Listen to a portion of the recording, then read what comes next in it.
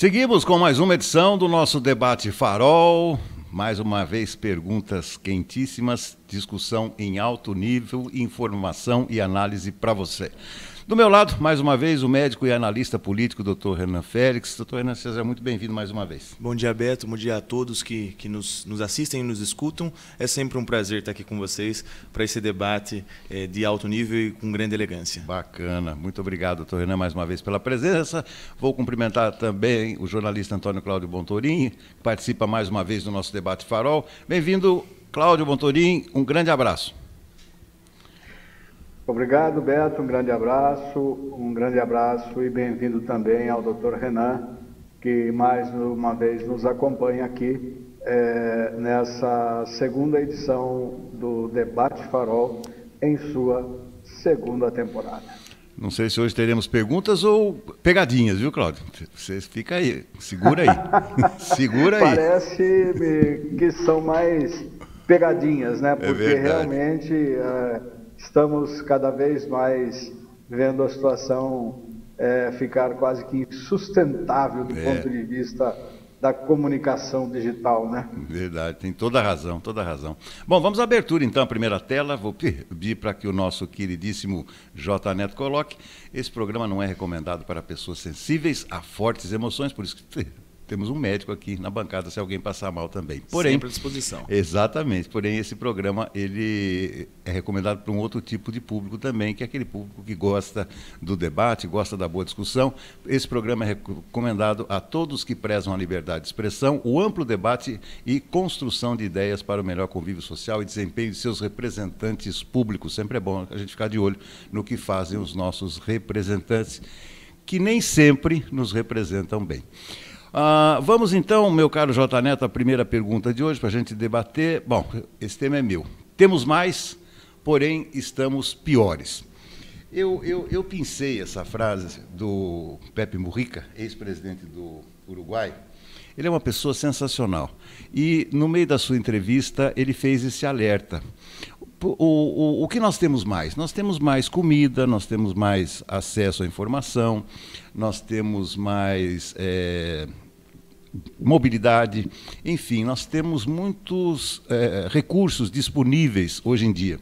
Mas ele faz um alerta, o ser humano está piorando em vez de melhorar. Eu já vou dar minha opinião, depois logo na sequência quero ouvir a sua, doutor Renan. Eu acho que de fato o ser humano está piorando e piorando muito. A gente percebe no tratamento que as pessoas nos oferecem, em regra, na falta de delicadeza das pessoas, no trato do dia a dia, né, comportamento numa fila do supermercado, numa fila do banco, você percebe que as pessoas estão sempre agitadas, estão sempre irritadíssimas. O trânsito, então, nem se fale. Se você fizer uma barbeiragem menor que seja, tem xingamentos. Esses dias eu vi um sujeito parado aqui no meio-fio, na frente da redação da tribuna. Alguém estava com dificuldade para estacionar o carro. E aí eu ouvi um xingamento muito alto. Eu saí para ver o que estava acontecendo. Meu Deus do céu. O sujeito que estava no carro, ele parou o trânsito, inclusive, para xingar esse sujeito que estava estacionando o carro e estava com dificuldade. Você vê que absurdo, velho. Você tirou carta por telefone, você é isso, você é... E com xingamentos, assim... ofensivos, pesados, né? Ofensivos e tal. Então, de fato, as pessoas têm um pouco mais, hoje em dia, né? De recursos, um pouco mais de oportunidades, mas o ser humano está piorando. Eu queria investigar por que nós estaríamos piorando, se é que estamos piorando, doutor. Beto, essa frase é bem pertinente e realmente ela traduz o que é uma realidade hoje em diversos cenários, né? Você falou de fila de supermercado, eu falo do ponto de vista médico como cidadão. Nas consultas, esses dias eu estava com uma senhora dentro do hospital, fazendo o atendimento dela, e ela estava com uma dor simples, era uma dor lombar com irradiação para a perna direita, uma dor de provavelmente pensamento nervo ciático. Ela foi lá para fazer uma analgesia. E aí eu sentei ela na maca, a examinei e conversei com ela. Falei, a senhora está bem? Ela falou assim, ai, doutor, se eu estivesse bem, não estaria aqui. Aquela frase que o pessoal gosta sempre de dizer para o médico. Eu falo, mas veja bem, a senhora está respirando, a senhora está andando, a senhora está junto da sua filha, né? Eu falei, então a senhora está bem. Eu falei assim, nós podemos melhorar a situação da senhora, mas a senhora está bem. E fiz essa brincadeira, essa piada, e aí perguntei como é que estão os filhos, como é que estão os netos, já almoçou hoje? E ela foi falando, ela falou, nossa, doutor, olha, é a primeira vez, eu acho que em muitos anos, que eu venho ao médico e sou tratado com tanto carinho, com um sorriso no rosto, como um ser humano deve ser tratado, né? Então, assim, o ser humano ele está ficando muito sem paciência. E grande parte disso é realmente a informação que a gente tem, as redes sociais, o celular, né? A tecnologia. A tecnologia ela traz benefícios, mas ela também traz malefícios, né? Ela traz a corrente tão em alta velocidade de informação, o poder de comunicação instantânea, ele traz ansiedade, ele traz depressão, ele traz síndrome do pânico. Né? Hoje em dia as pessoas não dormem mais sem o celular vibra, a pessoa acorda e atende. Às vezes está ali com uma mulher, num momento de intimidade, ela para o que está fazendo para ver o celular. Então, assim, até que ponto isso é bom para a nossa saúde? Né? A gente sempre brinca que a gente, quando jovem, trabalha na cidade grande, corre atrás do dinheiro e tal, para no final da vida ir para um ranchinho no meio do nada, né? E aproveitar os últimos anos que lhe restam. E o cara da roça, o cara do ranchinho, que muitas vezes não tem o recurso, a tecnologia e o dinheiro que o cara da cidade tem, ele vive a vida inteira dele como nós gostaríamos de viver na nossa aposentadoria. Né? Então, assim, a ansiedade, a depressão, a euforia que traz o aumento de recursos, de informação, de dinheiro, ele é uma faca de dois gumes, né? Ele ajuda, mas atrapalha. E como falam, né? A gente às vezes vive no automático, né? Exatamente. Você não para pensar nas bobagens que você está fazendo. Imagina o que fala, o que faz. A gente só para depois que a gente vê, quando alguém grava a gente, ou você lê de novo o que você escreveu, você fala, puxa vida, que cagada que eu fiz, não precisava disso. É verdade. Cláudio, eu vou te dar um exemplo interessante. Eu estou tentando obter uma informação do meu pai junto ao Banco Itaú. Eu estou há 9 anos tentando obter essa informação, já fui várias vezes à agência aqui de Limeira, tentei por internet, tentei por isso, tentei por aquilo. Uma vez eu falei para o meu irmão, falei, olha, eu vou tentar obter essa informação na agência do Banco Itaú de Serra Negra. 9 anos esperando. Cheguei lá, falei para a gerente, ele falou, opa, eu fiz uma pesquisa dessa faz um mês, eu faço para o senhor aqui. Sentou, ela me atendeu muito bem, daqui a uns 15 dias devo estar recebendo essa informação. Aí eu comentei com a minha irmã, ela falou, Beto, eu não acredito, só em Serra Negra. Eu falei, a diferença é que em Serra Negra as pessoas olham para a gente quando estão atendendo. Você tem percebido isso também, o meu caríssimo Bom Toninho? Sim, muito. Eu acho que a colocação do Dr. Renan foi muito importante, né? O tratamento com carinho, o tratamento com atenção, isso é muito importante. Quando você percebe que a pessoa está agitada, você fazendo esse tratamento, você desarma essa agitação, né? Você desarma a pessoa da sua preocupação com essa rapidez que nós estamos vivendo. Então, a gente sempre trata aqui, né, Beto? Olha, bom dia, sexta-feira, mas já é sexta-feira. Olha, estamos no último dia do mês, já vamos iniciar o primeiro mês, o último mês do primeiro semestre, né? Para entrar no segundo semestre do ano. Essa rapidez realmente é gerada pela tecnologia, pela informação instantânea que nós temos hoje, né?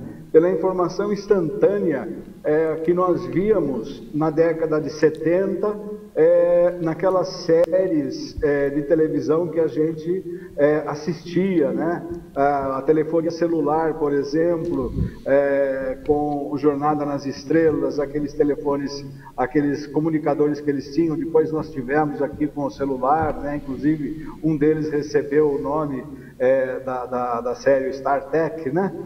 Então, Beto, nós temos uma rapidez tão grande de pensamento, uma fluidez tão grande de informação, uma informação instantânea, que a gente não se dá conta disso. E não se dando conta disso, a gente acaba muitas vezes atropelando a nossa própria paciência e atropelando também a paciência dos outros, né? Ontem eu tive um exemplo disso. Fui perguntado, e aí, tudo bem com você? Eu respondi, depende do que você entende por estar bem, né? De repente eu me dei conta, aí em seguida eu pedi desculpas para a pessoa que eu tratei dessa forma, porque realmente foi uma forma desnecessária de tratamento. Mas a gente está numa situação vivendo tão corrido, tão preocupado com o dia a dia e com nossa situação diária, né, com nossa situação pessoal de saúde, que a gente acaba esquecendo que nós temos que ter paciência. E quando você tem paciência, você trata bem uma pessoa.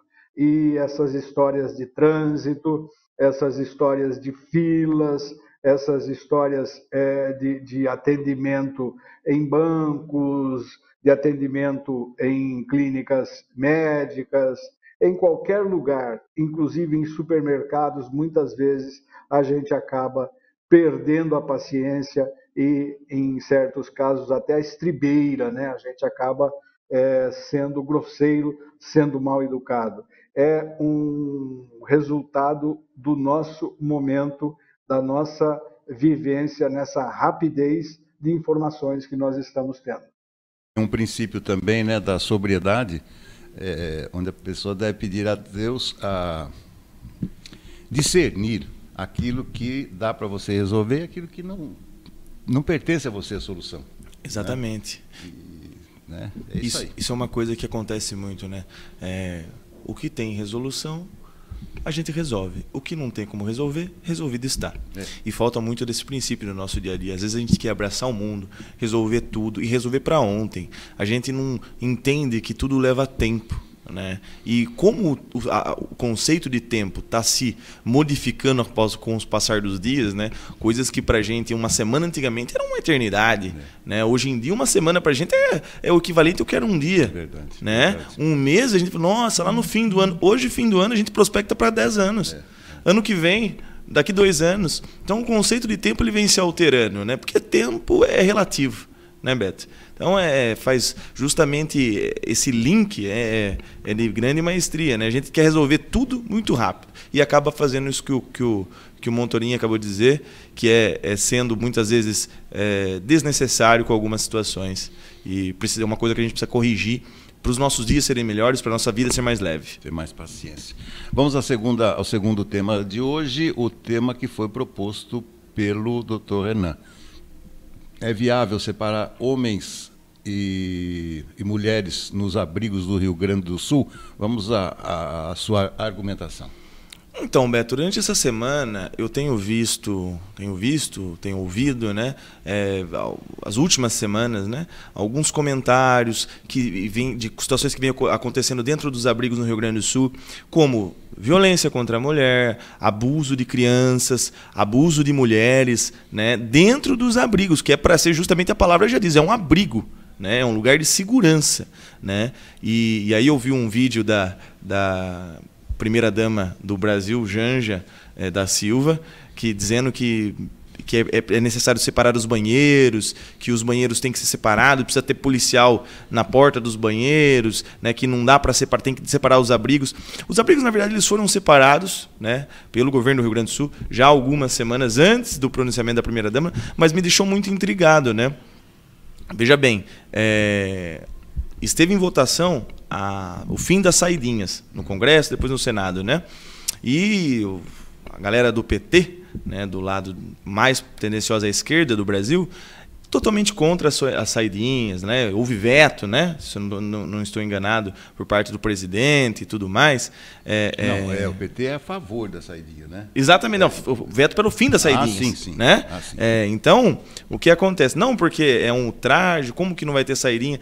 No Rio Grande do Sul, tem mais ou menos 250 pessoas que cumprem o regime semiaberto, certo? Então, são pessoas condenadas que estão em liberdade. Essas pessoas também estão nos abrigos. Uhum. E aí eu te pergunto, como que uma senhora de 30 anos, 40, com 2 filhos pequenos, vai ao banheiro de madrugada com um desses marginais dentro dos abrigos, usando o mesmo banheiro que ela vai usar? O cara espera ela lá com a porta fechada, na hora que ela entra, ele tapa a boca dela e comete um abuso, uma violência sexual aí. E aí? Antigamente, antes dessa tragédia, é aquele negócio, né? Tá muito em evidência. Banheiro, unissex, mesmo para todos. O cara se identifica como mulher, ele pode usar o banheiro de mulher. veja bem, não é por aí. Fisiologicamente ele é homem. Então, eu acho que é um tema bem interessante de pontuar, né? Poxa, na hora que está escondido, não está escancarado, todos somos favoráveis a banheiros unissex, que o homem que se sente mulher entre no mesmo ambiente que uma mulher, que uma senhora, que uma menina de 10 anos de idade. Quando o negócio começa a escancarar e a mídia, né, a informação começa a vazar, não é bem por aí, né? Não é assim, eu acho que nessa situação não pode. Mas, se não podendo abrir, é como se fosse uma comunidade, por que vai poder nos dias, nas cidades, num shopping, né, dentro de um estabelecimento público, numa praça? O risco é o mesmo. É o mesmo, né? Só que a gente tem isso muito mais evidente no Rio Grande do Sul agora. Então, assim, é um questionamento e uma cutucada aí, né? Pô, numa situação pode... Aquele mesmo assunto que a gente tratou no último debate. A mesma balança, duas medidas, né? Mesma régua, mas duas ordens de grandeza diferentes para a mesma coisa. O Cláudio, é uma reflexão interessante essa, né? Beto, é uma reflexão interessante que merece outra, né?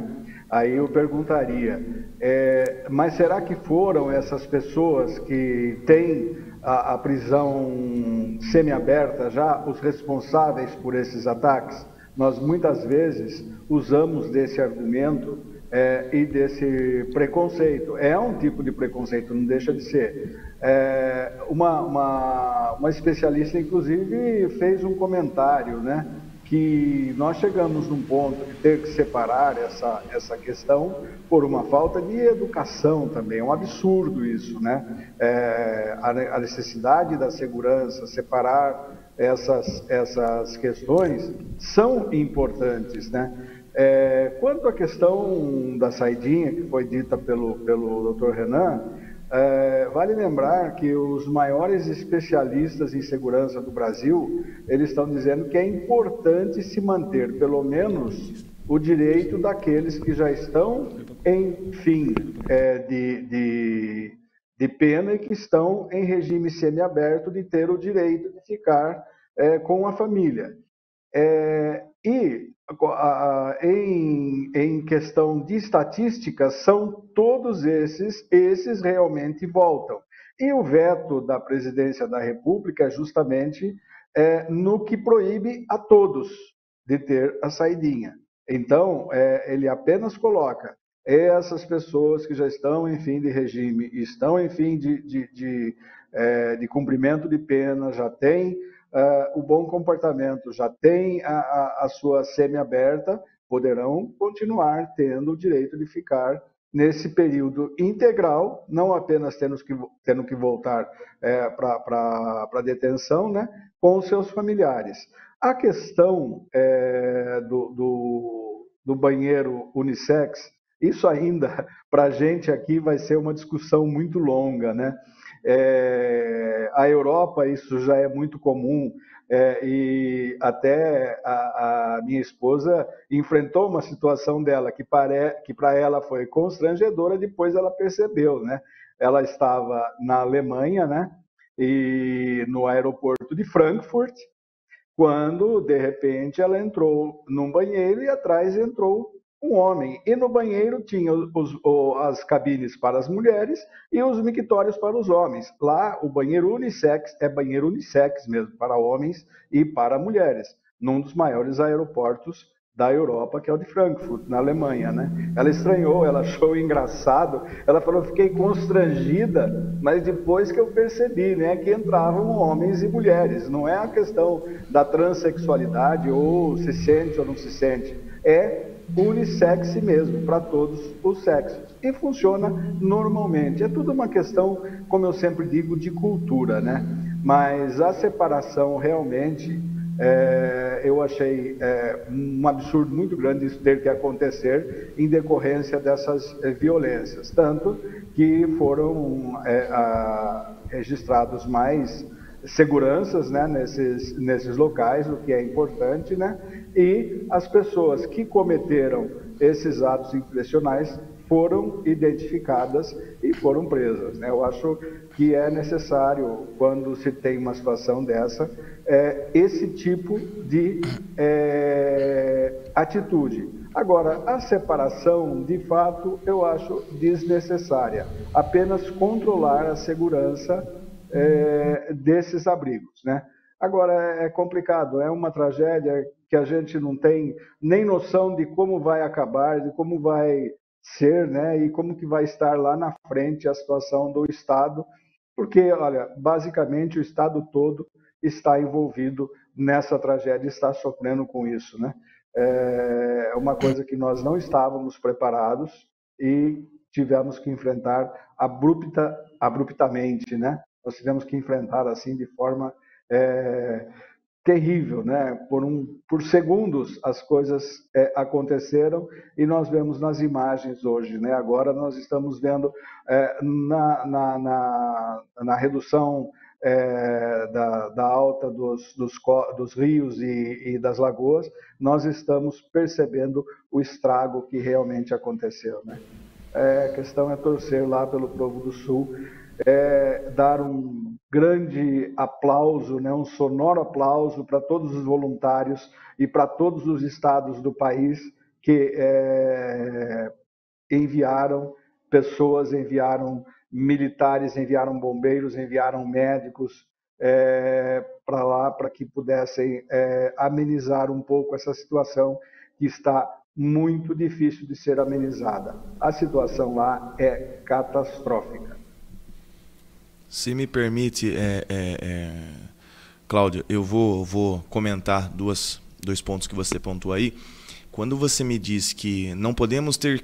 Será que esses detentos que cometeram esse crime, essa violação, a gente coloca em xeque a conduta moral, a integridade de um cidadão de bem pagador de impostos ou de alguém que cometeu um crime e foi condenado?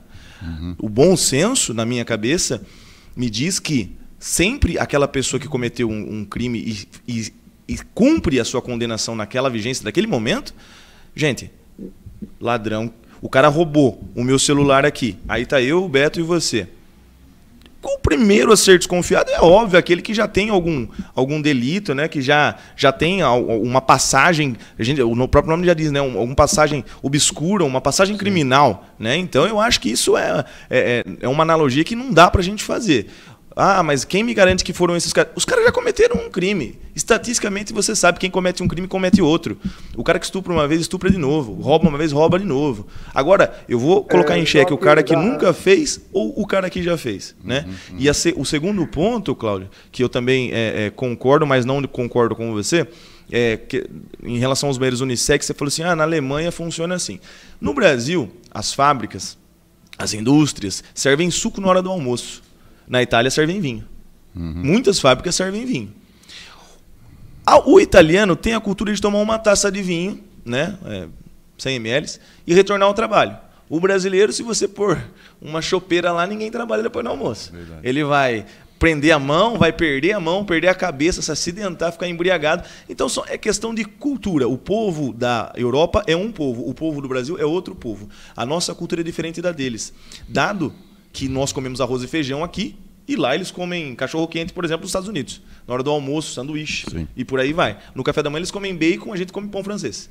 Então são culturas e costumes diferentes. Sim. Então a gente precisa lidar de formas diferentes. Concordo, não é porque funciona na Europa que vai funcionar aqui. Pelo contrário, eu acho que é longe de funcionar aqui no Brasil. Eu citei para fazer uma analogia de como funciona. E nós temos que, de fato, enfrentar a nossa cultura.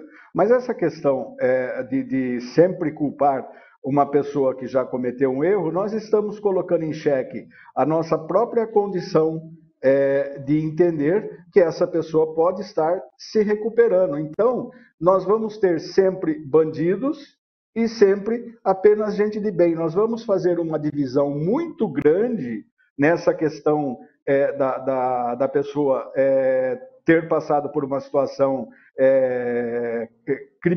criminal e não se recuperar. Então, para nós, nesse tipo de pensamento, nós vamos entender que um criminoso jamais vai se recuperar, jamais vai se ressocializar. Não é assim, no meu entender, que funciona. Nós temos que ter e dar o direito à dúvida, né?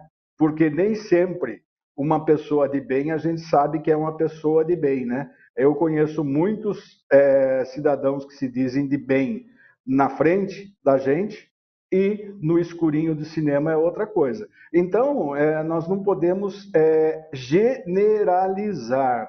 Nós temos que pensar da seguinte forma: ou nós damos o direito à dúvida de que essa pessoa que cometeu um crime, seja ele furto, que não tenha sido um crime hediondo, como estupro, por exemplo, como um homicídio, como um feminicídio, como um latrocínio, um furto, sabe? Essa pessoa, nós temos que dar a essa pessoa o direito à dúvida se ele vai se recuperar ou não. Então, vamos fazer o seguinte, vamos mantê-los, todos eles, na prisão, e vai chegar um momento que nós não teremos prisão para todo mundo mais. Nós teremos aí milhares de encarcerados, como nós temos no Brasil, milhares de encarcerados que já poderiam estar livres e não estão, justamente por esse tipo de situação. Temos que tomar cuidado nessa analogia e temos que dar o direito da dúvida, com certeza. Senão, nós também estaremos incorrendo num erro, que é o erro de não sermos seres humanos, né? Nós não estamos tratando o ser humano como ele deveria ser tratado. Essa é uma situação que a gente deve levar em consideração quando a gente faz esse tipo de afirmação. Essa, pelo menos, é a minha visão, né? É o meu entendimento. Eu concordo com você, Claudio, 100%. Aí eu entro num outro ponto que foi o início da pergunta, né? 250 pessoas no Rio Grande do Sul que estão cumprindo ainda, né? Não é que já cumpriram, estão reabilitados a voltar à sociedade. Não, elas estão cumprindo, né? Quando você cumpre a sua pena, a sua condenação, você se reabilita, você é solto, né? Você cumpriu as suas obrigações com a sociedade já, né? Com o crime que você fez. Você entra... Existe uma análise psicológica para isso, né, Beto? Então você tem um atestado em partes, né, de aptidão. Agora, quando você não passou ainda no teste de aptidão, é difícil você misturar. E aí, quando você não passou no teste de aptidão, quando eu não tenho certeza de que esse cara encontra-se, né, segundo os nossos parâmetros, apto ao convívio em sociedade, aí sim eu acho sim que esse cara precisa permanecer longe, distante do restante da sociedade, até que ele encontre-se reabilitado para novamente um convívio em harmonia com o restante da sociedade, para fechar o tema aí. Tá certo. Por falar em tema, então vamos... Se ele está já em condição de semiaberto, ele está saindo durante o dia para trabalhar ou estudar e voltando à noite para cumprir o restante da pena. Então aí nós temos sim que dar o direito da dúvida. Eu concordo que nós não podemos fazer isso, como eu disse, com homicidas, com pessoas que cometem latrocínio, feminicídio, com estupradores principalmente, os crimes hediondos, sequestro, né? Os crimes hediondos, esses realmente dificilmente você vai encontrar uma forma de trazer esse pessoal para o convívio social, porque dificilmente eles terão o convívio social, mesmo que cumpram a pena e saiam, porque eles já têm uma questão muito enraizada, que é a questão da psicopatia e da sociopatia, né? Eles já têm essa doença. Vamos ao último tema, então, pedir para o meu querido J. Neto colocar aí como combater a disseminação de notícias falsas nas eleições. Cláudio, por favor, sustente essa sua pergunta. Você imaginou como nós teremos esse ano as eleições municipais, né? Com o uso da inteligência artificial também, né? Já correu um post aí na rede social, um helicóptero da Van fazendo resgate, né? E que foi desmentido pela própria Van, que não tem aquele tipo de helicóptero, e agora um em que o Jair Bolsonaro doou 17 milhões das vaquinhas que foram feitas para ele pagar os advogados nos processos em que ele está envolvido, né? E eles pegaram uma parte de um vídeo que é irônico, né? Falando do próprio Bolsonaro, que jamais... eles publicaram um trecho do vídeo em que apenas o locutor, que é um professor universitário, fala que ele estaria doando 17 milhões, mas não colocam um complemento. E usando a inteligência artificial, colocaram um helicóptero, né? Só que se esqueceram de colocar as ondas na água pelas pás dos helicópteros, as pás se movimentando e os socorristas, um deles, inclusive, sem uma parte da perna, né? Mas tem pessoas que acreditam. Então, eu penso que nós teremos que tomar muito cuidado, porque a inteligência artificial vai vir muito forte. Existe já circulando na internet um outro post aí nas redes sociais, e, por incrível que pareça, nas próprias redes do Elon Musk, do Zuckerberg, que é uma cena dos dois numa banheira, né, se acariciando e se beijando, o Zuckerberg e o Elon Musk. Então, eles sentiram o próprio veneno que eles produzem, né? Então, nós temos que tomar cuidado. Agora, como evitar isso é que nós não sabemos. Como vai ser essas eleições municipais, a gente vai ter que chegar na hora e ver, porque, olha, eu acredito que nós teremos muita novidade nesse setor em 6 de agosto e onde houver segundo turno, né? No dia 6 de outubro e no dia 27 de outubro no houver segundo turno. Sabe o que, antes da análise do Dr. Renan, uma coisa que me chamou a atenção é que durante as eleições, qualquer movimentação, principalmente contra o presidente Lula, a pessoa era atingida, era perseguida, era identificada e tinha o seu perfil bloqueado por determinação do Alexandre de Moraes. Exatamente. E agora, tudo isso está acontecendo no Sul também. Eu não estou vendo o Alexandre de Moraes se manifestar, eu não estou vendo ele dizer que identificou as pessoas que estão disseminando isso, como se ele só se importasse com as eleições.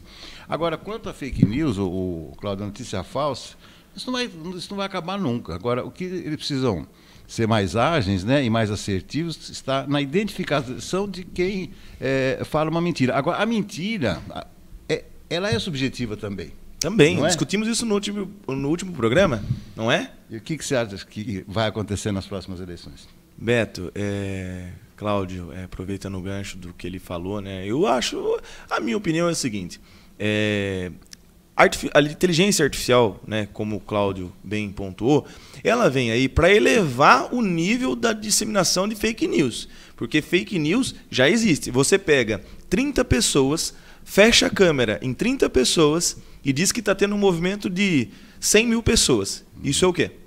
Fake news. É manipulação de imagem com um viés, com um intuito, para o lado que você precisa, que você quer. É mentira? Quando você diz que tem 100 mil e você sabe que tem 30, é mentira. Mas se você fala uma multidão de pessoas e foca em 30 pessoas, você não está mentindo. Mas você também não está sendo 100% verdadeira. Certo. Então, as notícias falsas, inclusive aconteceu aqui em Limeira nas últimas eleições para prefeito. Eu lembro que teve um zoom aí que um adversário, um candidato, teria publicado um jornal para atingir o outro candidato próximo ao dia da eleição, enfim, né? E não se sabe, evidentemente não era verídico a informação que veiculava pelo jornal, e esse jornal mal mais existia, né? Era um panfleto. Né? Então isso é uma notícia falsa. Mas é aí que está o X da questão, Beto. Quais são os mecanismos desenvolvidos pela Justiça Eleitoral para bloquear ou para encontrar os veiculadores de notícias falsas? A gente tem que tomar cuidado porque isso é uma linha tênue entre censura, certo?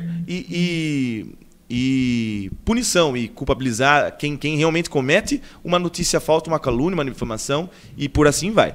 A linha ela é muito singela. Quando se fala em regulamentação, em controle, em validação de notícia, a gente já começa a entrar no âmbito da censura. E a gente vê que é isso que o governo PT está pregando aí desde das épocas da eleição, justamente com o aval, né, do Alexandre de Moraes. Então a gente vê o Alexandre de Moraes, não, porque a gente precisa... Isso é crime contra a Constituição. Mas veja bem, eu estou expressando a minha opinião. É uma coisa. Eu estou dizendo que o Beto tem 12 esposas. Isso é mentira. Agora, expressar minha opinião, que eu acho que o homem poderia ter 12 esposas, é bem diferente. Claro. Né? E aí está tudo mesclado ultimamente. A gente vê claramente isso. Hoje as pessoas confundem opinar com veicular notícias falsas. E usam desse gancho para tentar controlar as redes sociais e causar terror e temor na população, dizendo, olha, isso é notícia falsa, isso não pode... Peraí, o cara está expressando a opinião dele. Se o cara olha e fala assim, para mim, na minha concepção, o Brasil devia voltar a ser uma monarquia, é a opinião dele. Não significa que ele é contra a democracia ou contra a república, contra o Estado democrático de direito. Você entende? Esse conceito está sendo perdido. Né? As pessoas estão ficando acéfalas com isso. Tá. Não? Exatamente, porque posso o Cláudio... no debate novamente? Claro. Mas esse conceito de você opinar e você se expressar de forma com notícias falsas é uma situação totalmente diferente, é uma situação que acaba saindo do controle, né?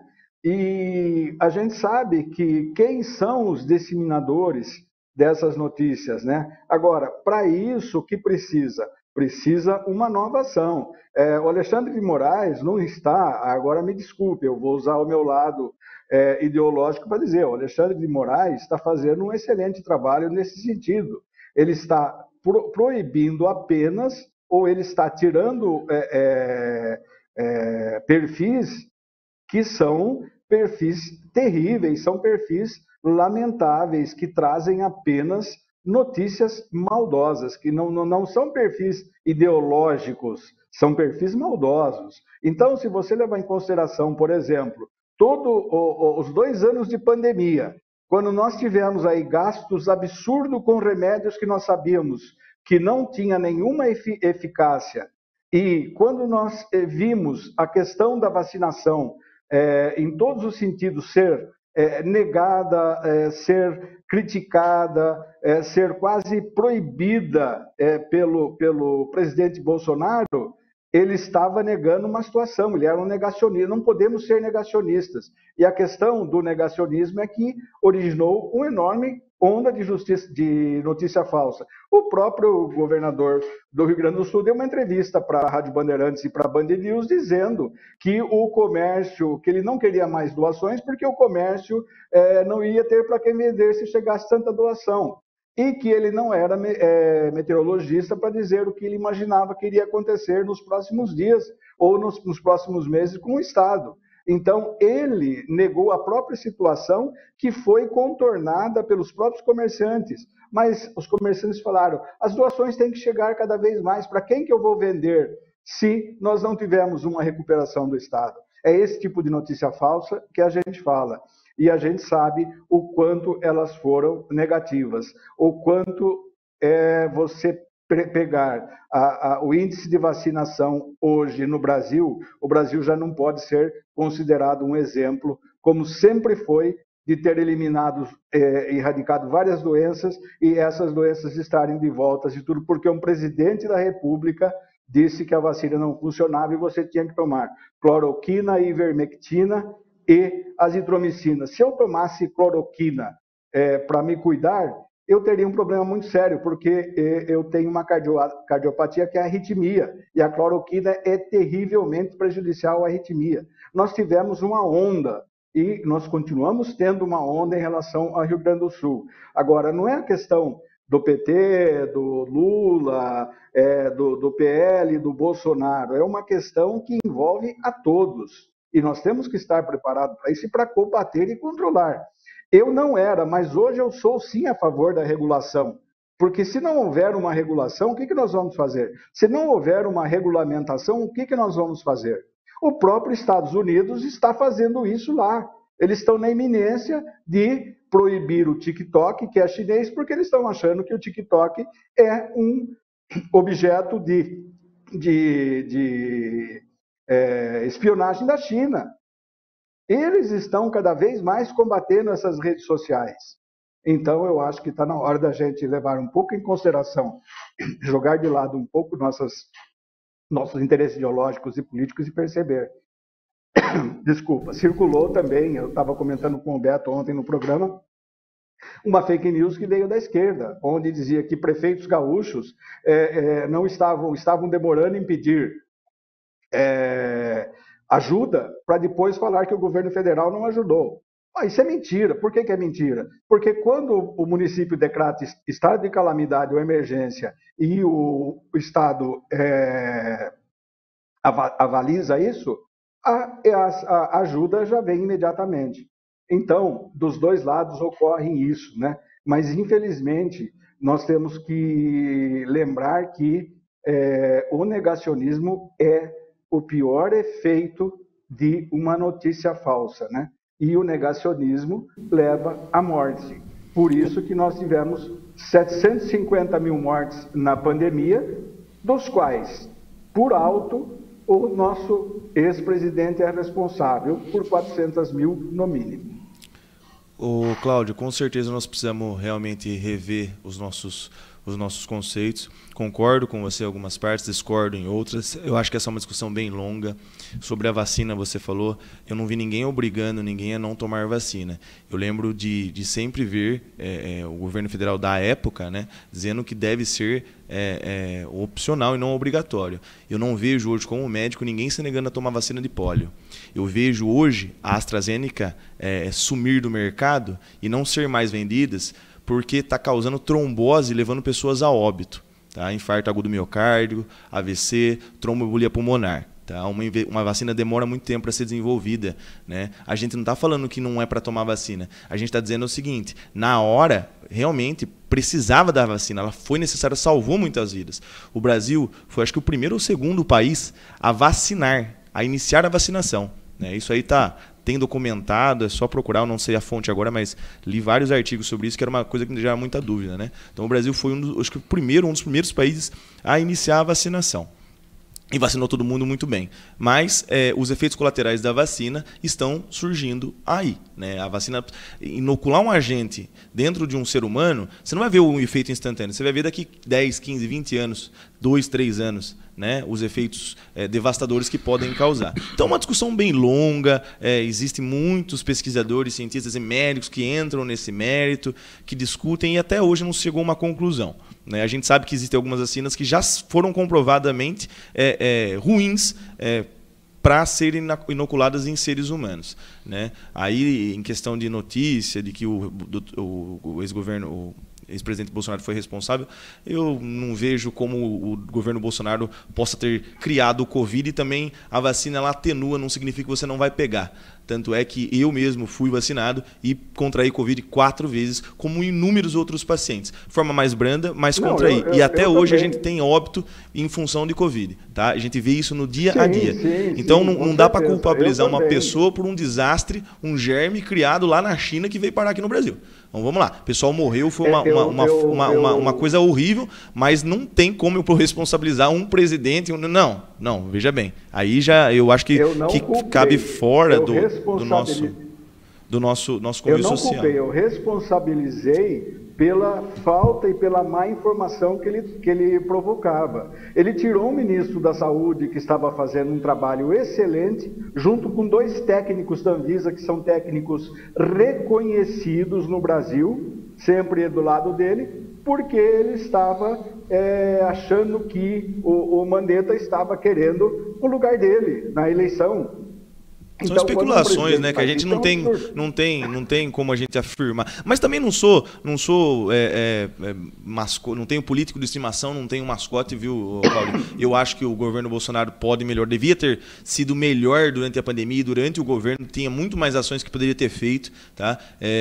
Concordo com várias coisas, não concordo com algumas coisas que o governo Bolsonaro fez, bem como concordo com algumas coisas, não concordo com muitas outras coisas que o governo Lula faz, como, por exemplo, dizer, como ele fazia antigamente, né, notícia falsa, tem 30 milhões de crianças passando fome no Brasil. Nem tinha 30 milhões de crianças vivas. Como que passava fome? Então isso já era notícia falsa e ele sabia na época. Né, e veiculava isso aí a gente não pode esquecer também. Mas a regulamentação, eu acho, volto a repetir, eu acho que é uma linha muito tênue entre censura e controle. Né? Então, assim, os Estados Unidos está começando a fazer isso justamente no governo Biden, né, que segue uma linha muito semelhante ao governo atual brasileiro. E também não concordo. Bom, nós já estouramos o nosso tempo, Cláudio. Vamos... O governo, só para completar aqui, o governo Biden está completando o que o Trump começou, né? Porque quem quase tirou o TikTok foi o Trump, né? E a questão do Bolsonaro, só para a gente completar aqui, o que eu quero dizer é o seguinte: um presidente não pode chegar e falar, não sou coveiro daí, temos que parar com esse mimimi, vamos voltar ao trabalho, vamos fazer isso. Nós sabemos que, felizmente, os governos estaduais conseguiram limitar bastante a tramitação, a circulação da Covid pelo isolamento, né? Porque aquela história de isolamento vertical, onde o pessoal novo ia trabalhar e o pessoal idoso ficava em casa, não funciona. Por que não funciona? Porque os novos voltavam contaminados e iam contaminar aqueles que estavam em casa também. Então, é isso que eu quero dizer. Quando via aquelas imagens de caixões, de covas coletivas, ele sempre fazia uma piada. E numa questão dessa não se faz piada, né? Você não pode fazer piada. Então, ele foi, sim, responsável por isso. Ele foi responsável por toda a situação que o Brasil viveu, né? E também pela questão da vacina, porque não é a questão de obrigar. Nós temos que voltar a ter a nossa situação da vacina normalizada como nós éramos. Nós estamos aí, a polio hoje, 26% da população está vacinada. Só isso, nós precisamos de 95%. Tá bom. Ponto final do programa de hoje. Cláudio, muitíssimo obrigado aí pela contribuição. Vamos à tela final, meu querido J. Neto. Antes de encerrarmos o nosso bate-papo, a democracia não apenas uma conquista social, mas uma forma de acreditar em justiça e igualdade diariamente. Cláudio, mais uma vez, muitíssimo obrigado. Até a próxima segunda-feira. Um grande abraço. Um abraço, obrigado, doutor Renan, pelo debate, e até na próxima sexta-feira aqui e até na próxima segunda com a volta do Farol de Limeira. Valeu, Cláudio. Obrigado, doutor Renan. Obrigado, Beto. Obrigado, Cláudio, pelo debate. É sempre emocionante, é sempre gostoso. A gente discute, conversa, diverge, converge ao mesmo tempo e sempre aprende. Isso é o mais importante. A gente sempre aprende a cada programa. Um abraço a todos que nos assistem e obrigado novamente, Beto. Com liberdade de expor as nossas opiniões, isso que é o mais importante. Ponto final no Debate Farol de hoje. Voltaremos na próxima segunda-feira às 10. Até lá.